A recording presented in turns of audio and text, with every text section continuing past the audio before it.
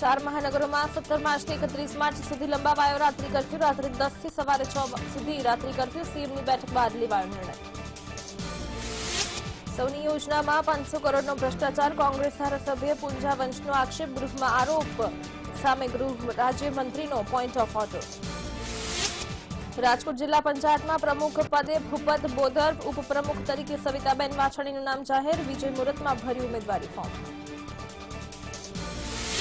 સુરતના વાલેસામાં દીપડો પાંજરે પુરાયો। વન વિભાગ દ્વારા પાંજરે મૂકી દીપડાને પકડી લેવાયો। ગ્રામજનોને અનુભવ્યો હાશકારો। રાજકોટ ખાદ્યતેલના ભાવમાં ફરી ભડકો। સિંગતેલના ડબ્બે 40 રૂપિયાનો વધારો થયો। કપાસિયા તેલના ભાવમાં 2150ની આસપાસ।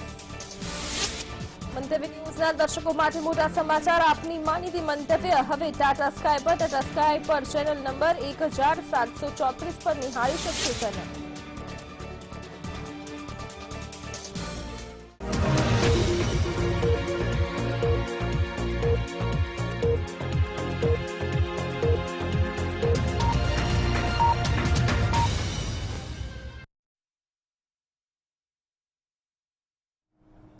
નમસ્કાર, મંતવ્ય ન્યૂઝમાં આપ સૌનું સ્વાગત છે। મેટ્રો ન્યૂઝ સાથે હું છું બંશ્રી શાહ। સમાચારોની શરૂઆત કરીએ મહત્વના સમાચારો સાથે। તો અમદાવાદના નરેન્દ્ર મોદી સ્ટેડિયમમાં આજે ભારત અને ઇંગ્લેન્ડ વચ્ચે ત્રીજી T20 મેચ રમાશે। હવે વાત કરીએ ગાંધીનગરની, તો રાજ્યમાં વધતા જતા કોરોના સંક્રમણને ધ્યાને લઈ રાજ્ય સરકારે 17 માર્ચ 2021 થી 4 મહાનગરો એટલે કે અમદાવાદ, વડોદરા, સુરત અને રાજકોટમાં રાત્રે 10 થી સવારે 6 વાગ્યા સુધી રાત્રિ કર્ફ્યુનો અમલ કરાવવાનો નિર્ણય કર્યો છે। રાત્રિ કર્ફ્યુની આ વ્યવસ્થા 31 માર્ચ 2021 સુધી અમલમાં રહેશે। તો હવે વાત કરીએ ડાયમંડ નગરી સુરતની, તો સુરતમાં પ્રદેશ અધ્યક્ષ CR પાટીલના જન્મદિવસ નિમિત્તે youth for Gujarat charitable trust દ્વારા જન્મદિવસની ઉજવણી કરવામાં આવી હતી। સિવિલ હોસ્પિટલમાં 60 ભિક્ષુકોને કોરોનાની વેક્સિન આપવામાં આવશે।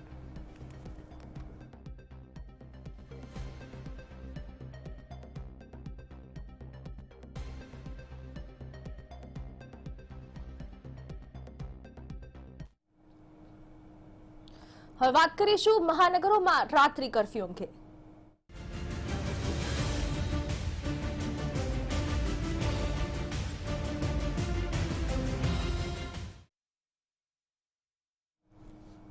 તો ત્યારે રાત્રિ કર્ફ્યુને લઈને મહત્વના સમાચાર અમદાવાદથી પ્રાપ્ત થઈ રહ્યા છે। 2 પ્રતિષ્ઠિત ક્લબ બંધ રહેશે। મહત્વના સમાચાર જે અમદાવાદથી પ્રાપ્ત થઈ રહ્યા છે। અમદાવાદની 2 પ્રતિષ્ઠિત ક્લબો છે રાત્રે 9 વાગ્યે બંધ થઈ જશે। ત્યારે કર્ણાવતી અને રાજપથ ક્લબ રાત્રે 2 વાગ્યે બંધ કરવામાં આવશે। અમદાવાદમાં રાત્રિ કર્ફ્યુની જાહેરાતને પગલે આ મહત્વનો નિર્ણય લેવામાં આવ્યો છે। 2 પ્રતિષ્ઠિત ક્લબ છે તેને બંધ રાખવામાં આવશે। રાત્રે 10 વાગ્યાની કર્ફ્યુને પગલે 9 વાગ્યે આ ક્લબો બંધ થઈ જશે। બંને ક્લબો દ્વારા સભ્યોને જાણ કરવામાં પણ આવી ચૂકી છે। નાઇટ કર્ફ્યુને લઈને સંક્રમણ ટાળવા અમદાવાદમાં આજે કર્ફ્યુ છે તે લંબાવાયો છે। તેના સમયમાં પણ ફેરફાર કરવામાં આવ્યો છે। પહેલા જે કર્ફ્યુ હતો તે રાત્રે 12 વાગ્યાથી સવારના 6 વાગ્યા હતો। આ સમયમાં ફેરફાર કરવામાં આવ્યો છે। હવે રાતના 10 વાગ્યાથી કર્ફ્યુ લાગી જશે। રાત્રે 10 વાગ્યાના કર્ફ્યુને પગલે 9 વાગ્યે આ જે ક્લબ છે તે બંધ કરવામાં આવશે। વધુ માહિતી માટે અમારા સંવાદદાતા સોનલ અનટકટ જોડાયા છે। જી સોનલ, આ બંને જે પ્રતિષ્ઠિત ક્લબ છે તેને રાત્રે 9 વાગે બંધ કરવામાં આવશે, શું છે અપડેટ? જી મંત્રી, રાજ્ય સરકાર તરફથી જે નિર્ણય લેવામાં આવ્યો છે કર્ફ્યુને મુદત ચોક્કસપણે વધારી દેવામાં આવી છે, પણ સાથે સાથે જ સમયમાં પણ ફેરફાર કરવામાં આવ્યો છે। આજે રાત્રે 12 વાગ્યાથી સવારે 6 વાગ્યા સુધીનો કર્ફ્યુ રહેશે, પણ આવતીકાલે એટલે કે 17 તારીખથી કર્ફ્યુના સમયમાં ફેરફાર કરી દેવામાં આવ્યો છે। આવતીકાલે 17 તારીખથી રાત્રે 10 થી સવારે 6 વાગ્યા સુધીનો કર્ફ્યુનો સમય રાખવામાં આવ્યો છે, જેના પગલે શહેરની જે 2 પ્રતિષ્ઠિત ક્લબો છે, રાજપથ ક્લબ અને કર્ણાવતી ક્લબ, તેના દ્વારા કર્ફ્યુને પગલે પણ સમયમાં ફેરફાર કરવામાં આવ્યો છે। હવેથી આવતીકાલથી બંને ક્લબો જે છે તે રાત્રે 9 વાગે બંધ થઈ જશે। કર્ફ્યુનો સમય જ્યારે 10 વાગ્યાથી શરૂ થવા જઈ રહ્યો છે। સંક્રમણને ટાળવાના પ્રયાસ રૂપે સરકારે આ કર્ફ્યુના સમયમાં ફેરફાર કર્યો છે, જેના પગલે બંને ક્લબોએ તેના બંધ થવાનો જે સમય છે તેમાં ફેરફાર કર્યો છે અને હવે આવતીકાલથી રાજપથ ક્લબ અને કર્ણાવતી ક્લબ બંને ક્લબો રાત્રે 9 વાગ્યાથી બંધ થઈ જશે। જી આભાર સમગ્ર માહિતી આપવા બદલ। તો અમદાવાદથી 2 પ્રતિષ્ઠિત ક્લબ રાત્રે 9 વાગે બંધ થઈ જશે। કર્ણાવતી ક્લબ અને રાજપથ ક્લબ જે છે તે નાઇટ કર્ફ્યુ 10 વાગ્યાથી લાગવાનો છે, તેથી 9 વાગે આ બંને ક્લબોને બંધ કરવામાં આવશે। તેમના અંદર જે સભ્યો છે તેમને પણ જાણ કરવામાં આવી ચૂકી છે।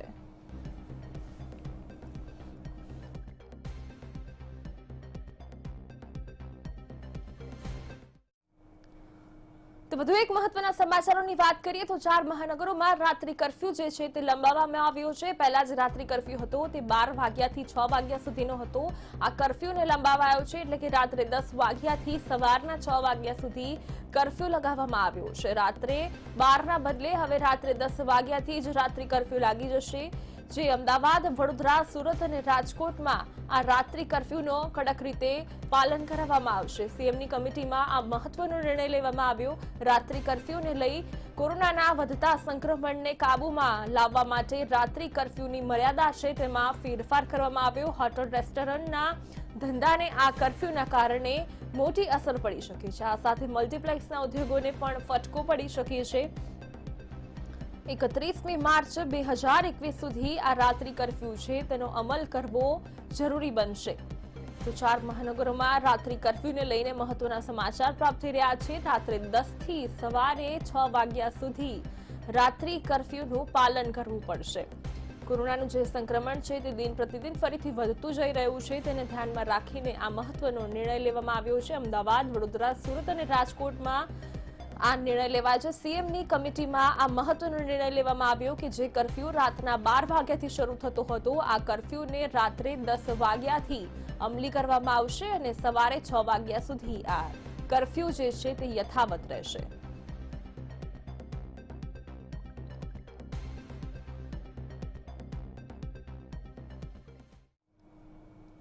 હવે વાત કરીશું સત્ર સંગ્રામની।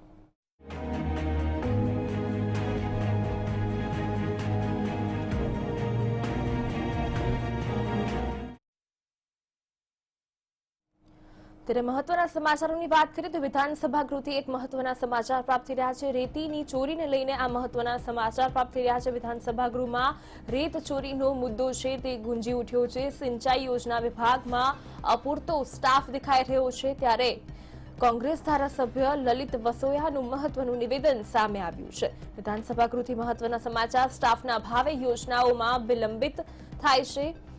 નદીમાં રેત ચોરી કરાય છે તો રેતીની ચોરીને લઈને આ મહત્વના સમાચાર પ્રાપ્ત થઈ રહ્યા છે। અનેક રજૂઆતો કરવા છતાં પણ તંત્ર કોઈ જ પગલાં નથી લેતું તેવું નિવેદન આપવામાં આવ્યું છે।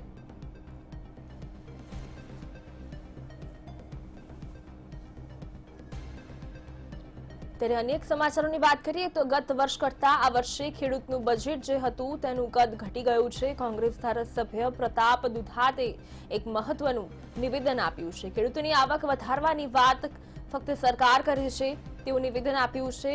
ટીસી બળી જાય તો 15 દિવસે પણ બદલવામાં નથી આવતા।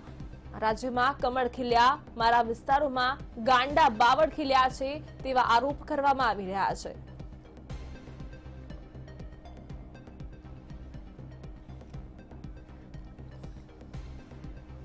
વધુ માહિતી માટે અમારા સંવાદદાતા ગાંધીનગરથી સોનલ અનકટ જોડાયા છે। જી સોનલ, આજે રેતી ચોરીનો મુદ્દો છે અને જે આ ખેડૂતોના બજેટની વાત છે, શું છે અપડેટ? જી જી આજે બજેટ સત્ર પર અંદાજપત્ર પર જે સામાન્ય ચર્ચા છે તેનો વિધાનસભા ગૃહમાં પ્રારંભ થયો છે। હાલ પણ ગૃહમાં વિધાનસભાની જે બેઠક છે તે ચાલી રહી છે। પણ સત્રના પ્રારંભે જો વાત કરીએ તો ધારાસભ્ય પુંજા વંશ તરફથી બજેટમાં કરેલી જોગવાઈઓ સંદર્ભે આક્ષેપ કરવામાં આવ્યો હતો અને તેમણે કહ્યું હતું કે સરકારમાં હજુ સુધી ક્યારેય કાયમી ભરતી કરવામાં આવી નથી। જે લોકો નિવૃત્ત થાય છે તે નિવૃત્તોને પુનઃ નિયુક્તિ આપી અને સરકાર કામ કરાવી રહી છે, પણ જે યુવાનો છે તેને રોજગારી આપવાની વાત હજુ સુધી સરકારે કરી નથી। તે સંદર્ભે તેમણે આક્ષેપ કર્યો હતો અને કહ્યું હતું કે આઉટસોર્સિંગથી જે ભરતી છે તે બંધ કરવી જોઈએ અને કાયમી નિમણૂકો કાયમી ભરતી જે છે તે સરકારે શરૂ કરવી જોઈએ। સાથે સાથે તેમણે સૌની યોજનામાં 500 કરોડનો ભ્રષ્ટાચાર થયાનો આક્ષેપ કર્યો હતો, જેના સંદર્ભે ગૃહમંત્રી પ્રદીપસિંહ જાડેજાએ પોઈન્ટ ઓફ ઓર્ડર ઉઠાવ્યો હતો। જો કે બાદમાં શિક્ષણ મંત્રીએ આ વાતને ટેકો જાહેર કરી અને કહ્યું હતું કે કોર્ટમાં પણ આ સંદર્ભે હજુ સુધી કોઈ આક્ષેપ પુરવાર થયા નથી। ત્યારબાદ ધારાસભ્ય ગેનીબેન ઠાકોરે પણ ચર્ચામાં ભાગ લીધો હતો અને કહ્યું હતું કે સરકારી જમીન પર અનેક ગરીબો વસવાટ કરી રહ્યા છે, તેમને માટે થઈને ખાસ જે આવાસ યોજના છે તેના માટે બજેટમાં ફાળવણી થવી જોઈએ અને ભૌગોલિક વિસ્તાર મુજબ બજેટમાં ફાળવણી કરવી જોઈએ. સાથે સાથે જ ધારાસભ્ય લલિત વસોયાએ બહુ મોટો આક્ષેપ કર્યો હતો. તેમણે કહ્યું હતું કે તેમના વિસ્તારમાં જે નદીઓ છે તેમાંથી રેતી ચોરીનું બહુ મોટા પાયે કૌભાંડ ચાલી રહ્યું છે અને આ સંદર્ભે નીતિન પટેલને તેમણે પત્ર લખ્યો હતો અને તે પત્ર બાદ પણ તેમણે સીધો એવો વાક્ય વાપર્યું હતું કે પુલના પાયામાંથી પણ ચોરી થાય છે, પણ જ્યારે ચોર જ કોટવાલ હોય તો સરકારને આ સંદર્ભે રિપોર્ટની અપેક્ષા ક્યાંથી હોય. તેમના આવા નિવેદન બાદ નીતિન પટેલ ભડક્યા હતા અને તેમણે સ્પષ્ટતા કરી હતી કે લલિત વસોયા તરફથી જે પત્ર તેમને મળ્યો હતો તે સંદર્ભે તેમણે જવાબ પણ આપ્યો હતો અને સ્થાનિક જે તંત્ર છે તેના તરફથી એવો જે તપાસ છે તેમાં બહાર આવ્યું હતું કે નદીમાં વિપુલ પ્રમાણમાં પાણી હોવાના કારણે રેતીની ચોરી થઈ શકે તેમ જ નથી. એટલે આ જે નિવેદન લલિત વસોયા તરફથી કરવામાં આવ્યું છે તે ખોટું છે અને લલિત વસોયા ગૃહને ગેરમાર્ગે દોરી રહ્યા છે તેવો આક્ષેપ નીતિન પટેલે કર્યો હતો અને ત્યારબાદ તેમણે કહ્યું હતું કે જે તેમનો નિવેદન છે તે તેમણે સુધારવું જોઈએ. ત્યારબાદ પ્રતાપ દુધાત જે છે તેમણે પણ આ ચર્ચામાં ભાગ લીધો હતો અને તેમણે કહ્યું હતું કે ખેડૂતોની આવક વધારવાની વાત એક બાજુ સરકાર કરી રહી છે, બમણી આવક કરવાની વાત કરી રહી છે, પણ ગયા વર્ષની સરખામણીમાં આ વર્ષની જો વાત કરીએ તો રાજ્ય સરકારે ખેડૂતલક્ષી બજેટનું કદ ઘટાડ્યું છે. આવો આક્ષેપ કરી તેમણે કહ્યું હતું કે ખેડૂતો જ્યારે ટ્રાન્સફોર્મરની વાત કરતા હોય, વીજળી આપવાની વાત કરતા હોય ત્યારે જે વીજળી આપવામાં આવે છે પણ જ્યારે ટ્રાન્સફોર્મર બળી જાય છે ત્યારે 15-15 દિવસ સુધી તે બદલાવવામાં આવતા નથી અને ખેડૂતો વીજ કચેરી પર ધક્કા ખાતા હોય છે. આવા સંજોગોમાં ખેડૂતોની સમસ્યા સેજ પણ હળવી થઈ નથી. તેમણે એ પણ કટાક્ષ કર્યો હતો કે રાજ્યભરમાં ભાજપનો ભગવો લહેરાયો છે, તેના પગલે રાજ્યભરમાં કમળ ભલે ખીલ્યું હોય પણ મારા વિસ્તારમાં તો ગાંડા બાવળ જ ખીલ્યા છે. આવો કટાક્ષ પણ પ્રતાપ દુધાતે કર્યો હતો અને તેમણે માગણી કરી હતી કે જે ખેડૂતલક્ષી બજેટની જો સરકાર વાત કરતી હોય, ખેડૂતોના ફાયદાની જો વાત કરતી હોય તો ખેડૂતોને વિપુલ પ્રમાણમાં ફાયદો થાય તે માટે થઈને સરકારે એ મુજબના પગલાં લેવા જોઈએ. તેમને નિયમિત પાણી મળે, તેમને નિયમિત વીજળી મળે તે પ્રકારના જે પ્રયાસો છે તે સરકાર તરફથી કરવામાં આવવા જોઈએ, જે હજુ સુધી થયા નથી. આ પ્રકારની જે અંદાજપત્રની જે સામાન્ય ચર્ચા છે તેમાં ધારાસભ્યોએ ભાગ લીધો હતો. હજુ અત્યારે પણ ગૃહની કાર્યવાહી ચાલી રહી છે. અંદાજપત્ર પર સામાન્ય ચર્ચાનો દોર હજુ પણ જારી છે.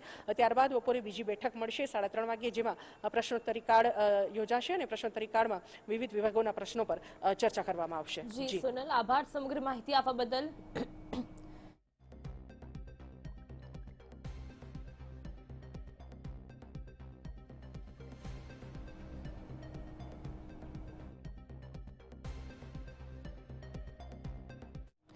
વધુ સમાચારો પર પણ નજર કરીશું, પરંતુ હાલ રોકાઈશું એક નાનકડા બ્રેક માટે.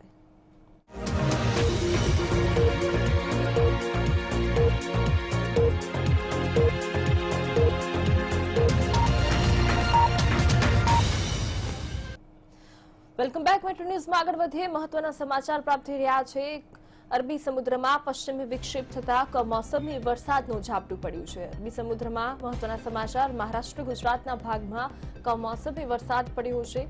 19 અને 20મી માર્ચે કમોસમી વરસાદ થઈ શકે છે. હવામાન જ્યોતિષ શાસ્ત્રી અંબાલાલની આગાહી છે કે 19 અને 20 તારીખે વરસાદનું ઝાપટું પડી શકે છે. 18મીએ મહારાષ્ટ્રમાં કમોસમી વરસાદની વકી છે. 19 અને 20 માર્ચે ગુજરાતના અનેક ભાગોમાં વરસાદ થવાની શક્યતાઓ સેવાઈ રહી છે. પંચમહાલ અને વડોદરામાં પણ વરસાદ પડી શકે છે.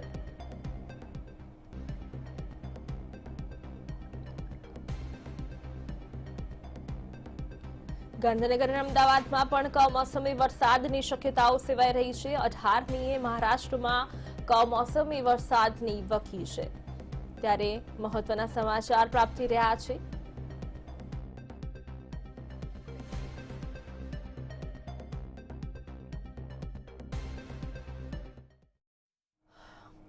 ત્યારે કહેવાય છે કે કુદરત ક્યારેય કોઈને છોડતી નથી. તે નિયમ જાણે સાર્થક થતો હોય તેવા અહેવાલ સામે આવ્યા છે. જી હા, ચીનના પાટનગર બેઇજિંગમાં છેલ્લા 10 વર્ષનું સૌથી ખતરનાક રેતીનું તોફાન આવ્યું તો એવું આવ્યું કે સમગ્ર ચીનને પણ ગમરોળી નાખ્યું. 15 માર્ચે આવેલા આ વાવાઝોડાના કારણે સમગ્ર બેઇજિંગ શહેર જાણે પીળા રંગથી ઢંકાઈ ગયું. ધૂળવાળા વાવાઝોડાના કારણે વિઝિબિલિટી ઘટીને 1 કિલોમીટર થઈ ગઈ હતી. કુદરતે એવો તો વેર્યો વિનાશ કે જાણે કેટલાક જીવને જોખમ ઊભું થયું અને પળભર પહેલાનું ચીન જાણે ધૂળની ડમરીઓમાં ખોવાઈ ગયું. શું હતો એ કુદરતનો કોપ? કેટલું થયું ચીનને નુકસાન? જોઈએ આ અહેવાલમાં.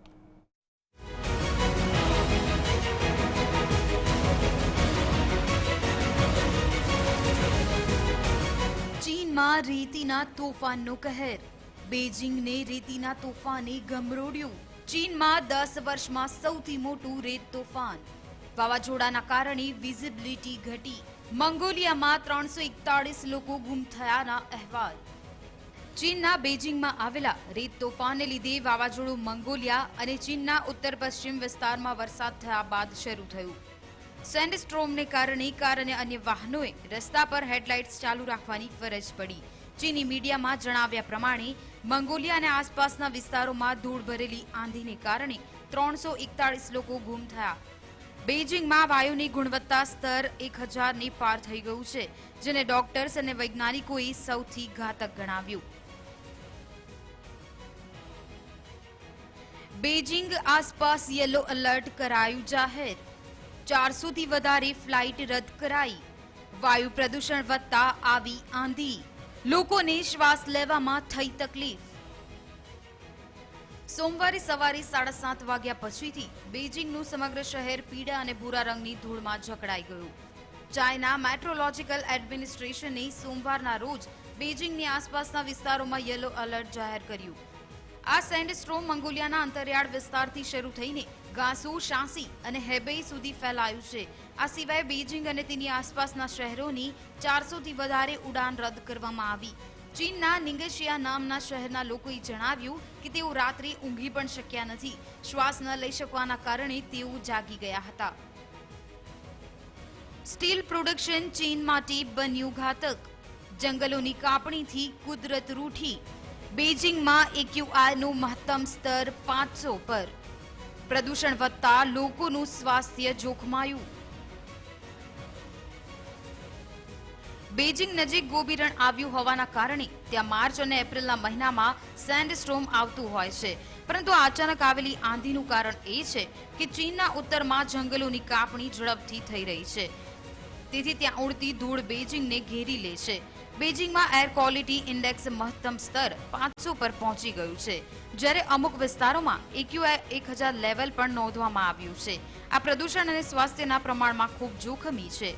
ચીનનું સૌથી પ્રખ્યાત સ્ટીલનું પ્રોડક્શન કરતું શહેર તાંગશાન અને બેઇજિંગના હેબેઈમાં ઉદ્યોગ વાયુ પ્રદૂષણનો મુખ્ય સ્ત્રોત છે. તેના કારણે ચીનમાં ઘણી વખત ઇમરજન્સી એન્ટી સ્મોગ અભિયાન ચલાવવું પડે છે. બ્યુરો રિપોર્ટ, મંતવ્ય ન્યૂઝ. તો ત્યારે ગુજરાતી મીડિયામાં ચાલી રહેલી અનેક ચેનલ્સ વચ્ચે સાચા અને ઝડપી સમાચારો બતાવનારું નિશ્ચિત માધ્યમ બની ગયેલી મંતવ્ય ન્યૂઝને હવે આપ વધુ આસાનીથી જોઈ શકશો. હવે આપની મનપસંદ ચેનલ મંતવ્ય ન્યૂઝ બહોળા પ્રમાણમાં ફેલાયેલા ટાટા સ્કાયના નેટવર્ક પર જોઈ શકાશે. જો આપ ટાટા સ્કાય ધરાવો છો તો ચેનલ નંબર 1734 યાદ રાખી લેજો. ચેનલ નંબર 1734 પર જ આપ હવેથી માણી શકશો ગુજરાતી મીડિયા જગતની વિશ્વસનીય અને ઝડપી સમાચારો પહોંચાડતી ચેનલ મંતવ્ય ન્યૂઝને. તો રાશની જુઓ છો, ટ્યુન ઇન કરો અને જોડાઈ જાઓ સમાચારની રસપ્રદ દુનિયા એટલે કે મંતવ્ય ન્યૂઝ સાથે.